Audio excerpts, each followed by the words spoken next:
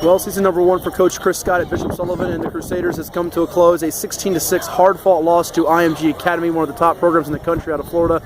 7-3 year coach. Summing up the season in the game tonight, you guys fought extremely hard, had a 6-0 lead.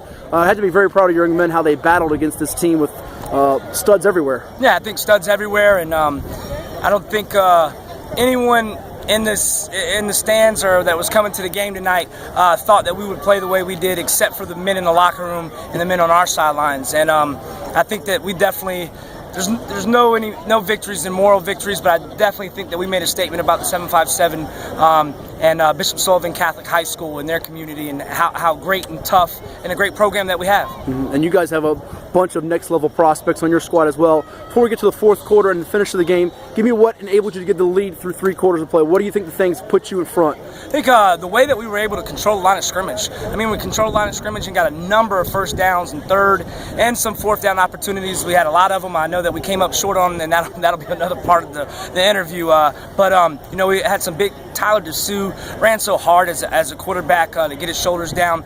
Jake Lowe, huge drive and some pickups early on, and then of course Kalen Bourne making some big runs. So it was kind of a committee, but I think that probably the storyline in that first quarter, that first half was up front and how we controlled the game, and then defensively our boys played. Yeah, time of possession, you guys had to dominate for 3 quarters. Your mud diggers up front with Noah Knapp, Archie Callahan, those guys, and then just the mixture I thought running on the running game with Kalen Bourne, hurdling guys, and Jake Lowe with the tough yards. He probably gets some offers at tonight's game, doesn't he? I think so. I think that we've kind of been saying like how great he is, and he's probably one of the best all-around football players that we've had. He catches the ball out of the backfield. He picks up a blitz. He gets downhill. He covers a man-to-man. So I think tonight he definitely showed that playing against the number 2 team in the country with stellar athletes that he can play at the next level. Defensively, what was the plan? Because it looked like all 3 levels, from your D-backs, and you got a number of good ones there with Taj Capehart, Tank Land, Chris Hunt and company, to even up front. Taraji Mitchell had a big hit. I thought Dante Burt made some plays. It looked like all 3 levels were incongruent together. What did you see? What was the strategy?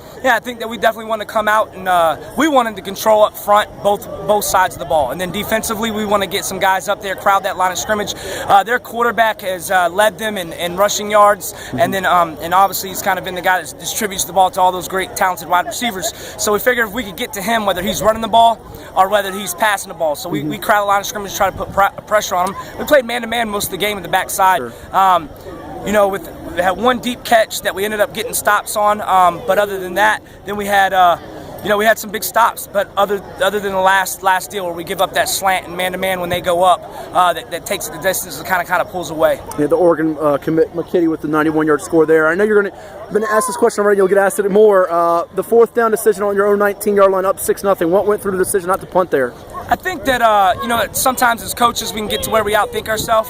I know that at Ocean Lakes we've made some decisions, and I've always, as a head coach, always made decisions that allowed me to go for it on 4th down, and we've won a state championship that way. So we've always been aggressive. We kick on sides. That was going to be our deal.